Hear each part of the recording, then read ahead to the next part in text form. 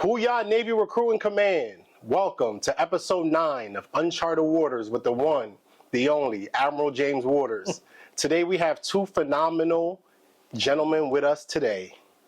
We have the Guardians of the Rose, Navy Talent Acquisition Group Portland Commanding Officer, Commander James Steele, Executive Officer, Commander Bill Kozlowski. Gentlemen, welcome. Thank you for having us. Thanks for coming. Yeah, it's great to be here. It's great to have you on the podcast. Hoo-yah. Yeah.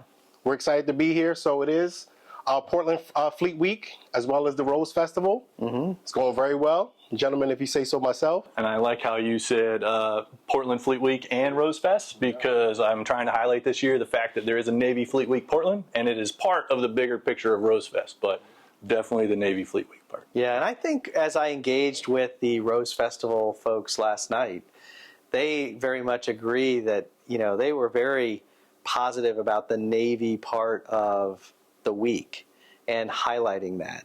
So they did a dinner for sponsors of the Rose Festival, but highlighted the Navy in particular, and that part of it is a huge part of their heritage.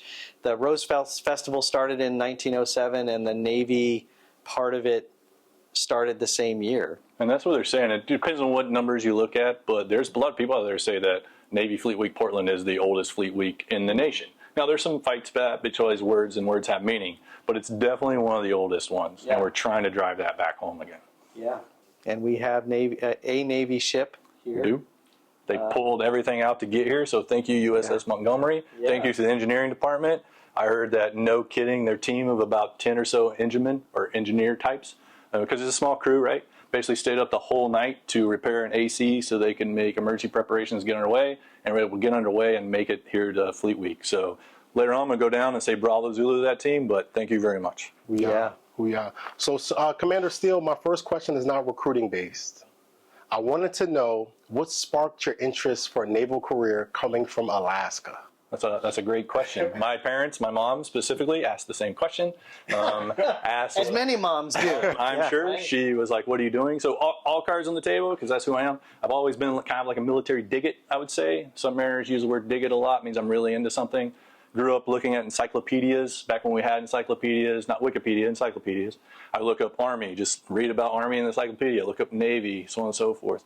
But when I really think about my granddad, who didn't serve because he had type 1 diabetes, but he always watched these old Navy movies, like World War II movies.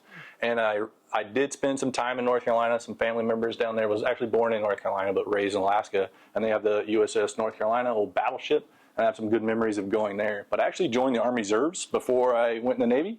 That's because they have this split option thing. So in between my junior and senior in high school, I went to Army basic training in Fort Jackson, South Carolina. Took me a couple years, realized what I did was not the best for me. Started going different stations. I went into a Navy recruiting station out of the blue because I'd gone to school for about a year trying to pay for it, just got too much. And then they told me a thing about submarines, and I was like, that sounds cool to me. And sure enough. And it is. Yeah, it is. It is. So, just went in there, and I heard about naval nuclear power. I liked the idea of the automatic E4, all the other stuff that they sold, and I was ready to go, and they got me. Yeah. Here you are today, surface nuclear power officer. It's been going well. Fantastic. And I will say, when I showed up at boot camp, I didn't know how long I was to stay in the Navy. I thought I made a horrible decision.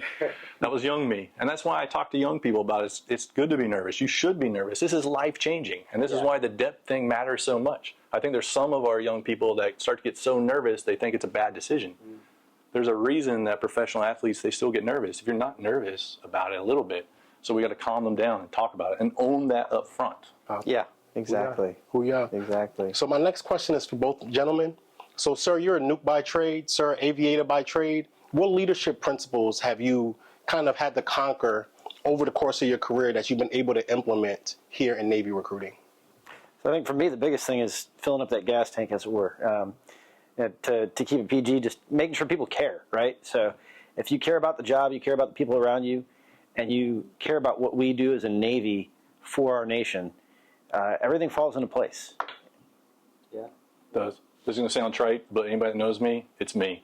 Honor, courage, commitment, legal, ethical, moral, be good at the basics.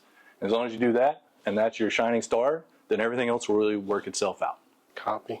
Yeah, that makes a lot of sense. I like that. I like that. My next question is going to be. Can I add one thing to that? Absolutely, Sorry. sir. And some people, like, I didn't take the time to write out, like, my leadership principles when I took command. And some people are like, good, bad, teach their own. I just remember when I was a young sailor, I never read those.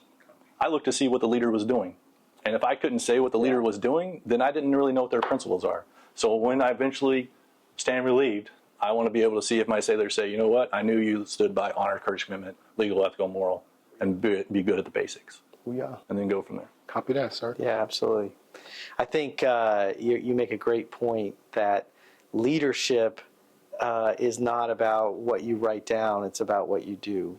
Exactly. Right? It's the human-to-human relationships that you have with your people, whether they can, look at you and see that you care about them, that we're rowing together to achieve the mission, and that you're doing your part.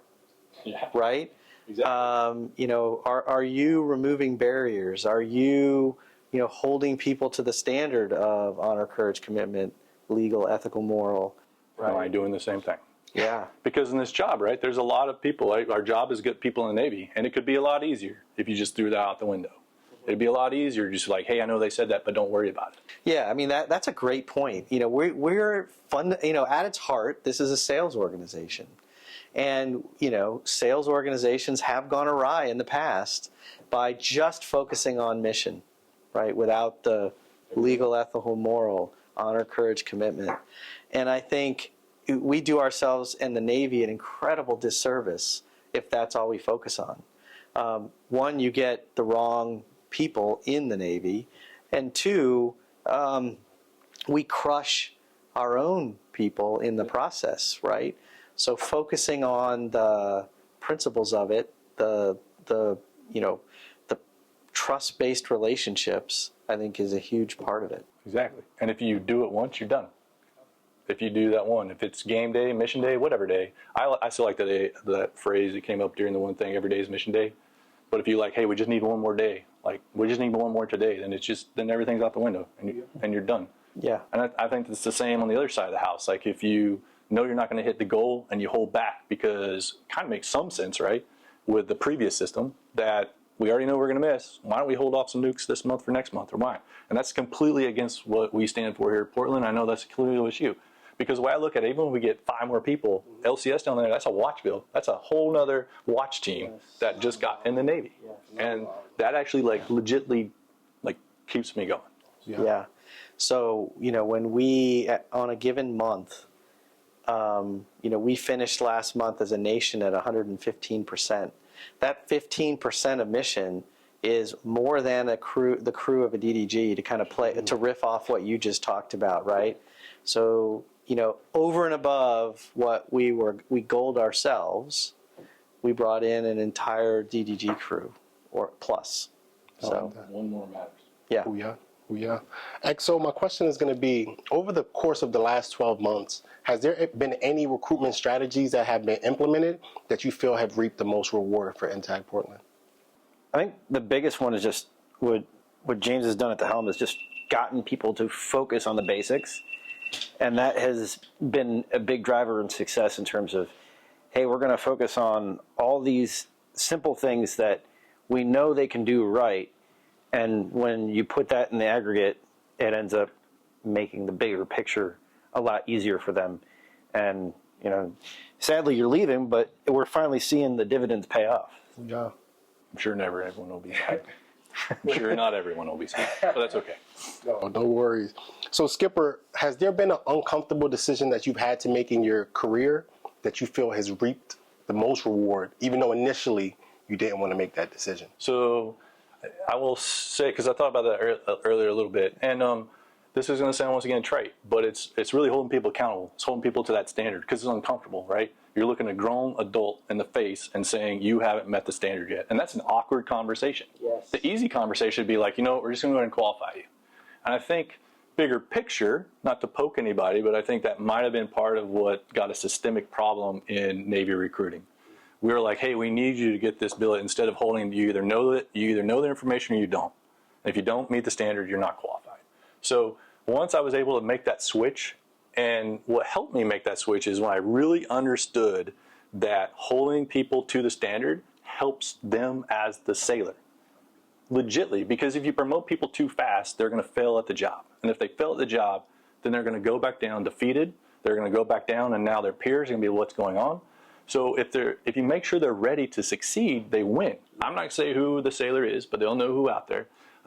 Maybe I held the standard to what I believe it is for DLCPO. Had the board, didn't go the way this young petty officer thought it would go. Came up with a plan, came back, qualified. He's now moved on. He is killing it in another INTAG. But when he checked out with me, he's like, young third class petty officer me was pissed at you. I'm not going to say exactly what third class would have said to me, behind the scenes, but just seeing that realization of holding people to a standard and getting past the awkwardness, and then how much it helps people succeed. Yeah, that really resonates. It is hard. It doesn't matter what rank you're at, or when you have to look somebody in the eye and say you didn't cut it.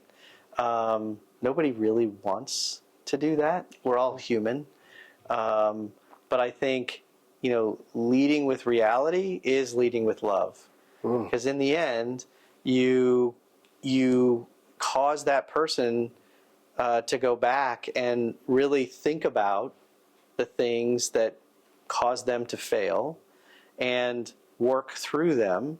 And one of the things I've loved about the Navy is that when you have a problem and you come back stronger from it, you can continue to excel, just like the case you talked about. And you're going to hit a higher peak. That's right. In my opinion. Because you're going to be better for that speed bump. And then they're going to learn that it's okay to hold people accountable, and it's going to be okay for them to do the same thing for the people that work for them. Yeah, I agree. I agree. So, sir, the city of Portland just got a major win. A bill was recently passed for there to be a JROTC unit at one of the high schools per the principal's approval. What do you feel that impact would do for Navy recruiting in Portland? Wow. Where to start? Yeah, we got to make it a Navy one first. Right now, Army's trying to cough up the money for it. But what it'll do is what was seen by the people that helped get that to happen. What it is were you part of JROTC by chance? I was. Okay, so you know what the community is it built, but you're actually one of the rare ones, right? Most people in JROTC do not join the military. And a lot of people think that, though, it is a breeding ground just to get people in the Navy, and that's not it. It's a citizenship, it's attention to detail, it's physical fitness, it's leadership, but the biggest one is the sense of community, because high schoolers are just trying to find something to latch onto. And I personally believe that a JROTC ran by a professional leader that's developed foster them to do things like to be better. All the data shows that they graduate at a higher rate as long as they do 3 to 4 years. They go on to be slightly more successful, so on and so forth.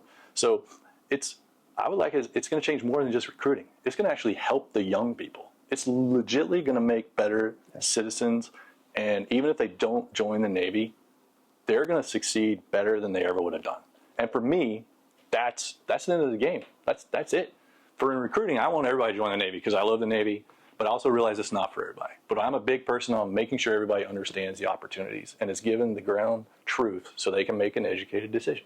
Yeah, I think the other thing that we can't miss in this decision for a JROTC unit is the opportunities it's going to provide for recruiters to be able to engage in the school, right? So a recruiter having the opportunity to talk to the JROTC cadets, that just brings that recruiter into the school to do that, right? That has potential. Yes, sir. So just that sense of familiarity starts to provide the opportunity for your recruiters to engage in other ways, building trust, because they see that we're normal humans. Because a lot of the rest of the AOR, they do like inspections. We get invited to come in and be like inspecting people, go help with do other classes, so on and so forth. So it'll just be the coming in and see, just like you said, sir, just normal people that have a job. And by the way, they're in the Navy because the Navy's awesome. Yeah, right. The other upside, too, is just seeing the city of Portland want that is a positive sign that they're willing to explore other options to provide more opportunities for their young people to succeed. It was close, still 4-3, so we still have some minds to answer. We do these things called EOVs, where you help pay for us to take teachers. I really try to get the teachers that maybe aren't on our side or have the questions, or it's some type of town home, just so we can really have those conversations with them, because I don't think anything we're going to tell them is going to be bad. It's just going to answer whatever things they think we're holding back from them. So, yeah, I think it's important as we communicate with school leaders is that the engagement of a recruiter is not some kind of press gang, right? It's providing young people the options, right? So, when I was up talking with the Vancouver principal earlier today, this concept of, desiring all of the students to fall along sort of 3 lines when they're leaving, all of which lead to gainful, life experience, enroll, employ, or enlist, right? So they're either enrolled in a college or some kind of program like that. They're employed in a trade or some kind of skilled labor, and then enlist in the military. And I think the recognition that the military is a career option, and that it is actually to the young person's benefit to understand what that option is and make a wise decision about what path they're going to go down. yes, sir. And for them and whoever they trust, whoever I forgot the word is, but whoever their person is they go to, right? So we're a big push of that. Like, bring whoever is going to be the person that you need to convince. Or is going to be like my mom. Why are you doing this? She needs to be in that table or be able to answer those questions too. Yeah. That's right. Yeah. So, sir, recruiting is very difficult.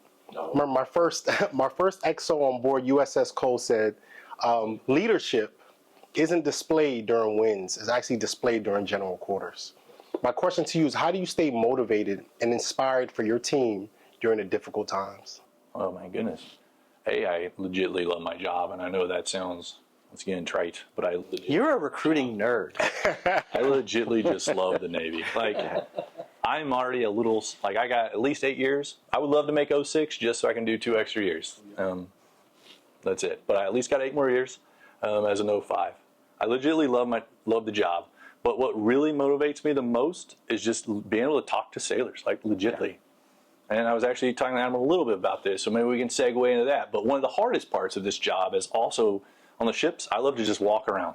You never know where I'm going to be. Like, I probably go through so many sets of boots just because it's great to see what sailors are doing. Like, and they're doing what they came to do in the Navy.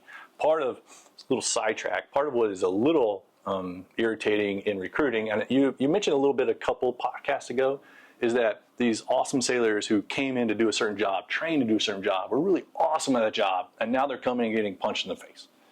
And they think that it's just going to be super easy, and how do you keep them motivated to know that, hey, this is expected, this is okay, this is what we need you to do.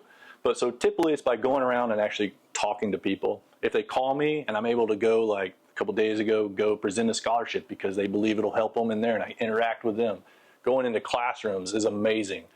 You're able to talk to young people and interact, and they ask you tough questions about nuclear power. And then one lady out of the blue is like, well, what about thermal waste? I was like, wait a minute, no one's asked me that one before. But she's talking about the heat source from cooling the reactor going into the local water plant. I'm like, that's a great question. And you go from there. But this goes to, sir, I have a question for you. How do you keep motivated in an environment like this? Because you've been in several of these situations where you can't just walk around and go see everybody. Yeah. So I love my job, like you, right? I'm a recruiting nerd as well. I love everything about it. The challenge. I love the flow of data. I love it all, but especially love the people. And like you, the lack of ability to, person-to-person interact with the entire organization is tough. So part of the way that I try to, account for that is to communicate on multiple channels, right? That doesn't necessarily always help me. So I'm sitting here doing this podcast. There are going to be folks out there that listen and hear from me directly, but I don't see their face. I don't get their reaction. But it's important to me to know that the recruiters are hearing and seeing that. It's traveling when I can. I expect that over time I will do more traveling than I'm doing right now. So making as many changes as we've made in such a short time, I've had to, really limit what my travel schedule has been, because there are so many levers that you have to pull and then monitor from the headquarters, because as well as I do, if the headquarters team isn't always like on exactly the same line I'm on, when that EPDS calls in and gets a different answer than I intended, It spirals out quickly. yeah. Right. Sir, they're not doing what they said. I'm like, no, come on. But But that's been part of it. But I think the types of things like I'm doing here, where you get to at least sample, you see some of what the recruiters are doing and see what their life is like and hear from them. That is, helps in the reassurance that we're moving in the right direction. And it's not just about the numbers. The numbers are exciting. I've said before, this is one of the only places in the Navy that has a box score, and so that you can get captivated by that, but ultimately it's about the relationship with the team, right? And so you can't do leadership by walking around, but you can do leadership by over communicating on multiple channels, all hands calls, podcasts, texts to all hands, that kind of thing. And I realize that's not their feedback to me, but it's to provide that sense to the nation, and then sample where you can. Yeah. I mean, you got a taste of some of their feedback in Vancouver. I mean, you got asked to run for president. I'd say that's pretty good. Yeah, that's funny. I like it. So, gentlemen, before we close out, you both have experience in Navy recruiting. What advice would you give to new leadership about to take over at NTAG that'll gear them and prepare them for this rigorous duty? Well, I mean, the first thing... You better be ready. Yeah. I was like, you better be ready. The first thing is, before I take over from James, I got to read Fanatical Military Recruiting again. It's a phenomenal book, and it's just one of those things of, to make sure all that knowledge is fresh again in my brain. And then, that's the biggest thing, is go out there and make sure you care and build those relationships and then maintain them. This business is a relationship business. If our recruiters don't have a relationship with their applicants, their prospects, their future sailors, and they can't maintain it, then those people are going to lose trust in the sailors that have recruited them, and they won't stay engaged. So. We had an expression when I was coming up through the submarine force that I'll lay out here for the podcast audience, which I think applies how I want NTAG COs to think, and that's dare to suck. And what that means is, as leaders, our job is to break down barriers, is to push on things that are not right.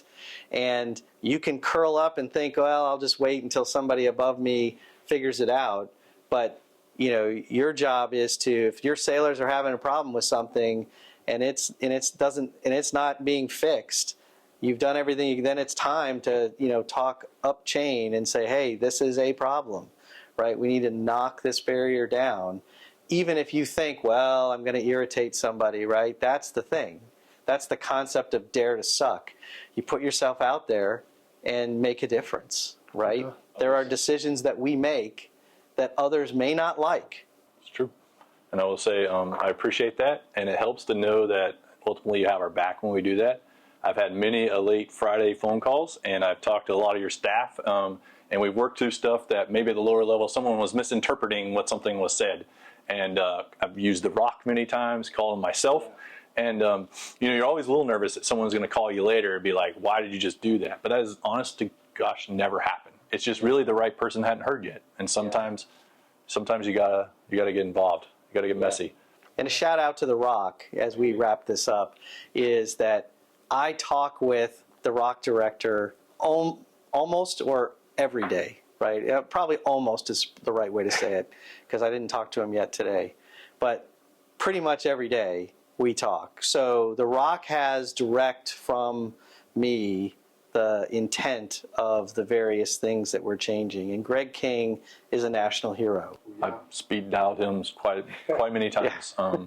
And he's always, even before he was in that role, you know, every organization, you got to find who your go-to person is, and they'll just get you in the door, even if that's not the right door, but they'll help you. He legitimately is one of those people that will. But if you want me to answer the question, I go back to honor, courage, commitment, legal, ethical, moral, be good at the basics, and then have fun. Yeah. Yeah, because this is fun. I mean, you're leading sailors that are doing great things. Yeah. Absolutely. Changing lives. Gentlemen, it's been a phenomenal conversation. No, sir. No, I was just saying that's the best part is changing lives for the better, getting out there and seeing it happen. Yeah. Episode 9 has been phenomenal. Sir, closing remarks? Yeah, this has been wonderful. I've truly appreciated the hospitality here at NTAG Portland, engaging with your folks. Just an amazing team. So thanks for that. Thanks, sir. It's greatly appreciated. Just wow. Navy Recruiting Nation, Episode 9. NCC Totem A out with Uncharted Waters with the one, the only, Admiral James Waters. See you next time. Yeah.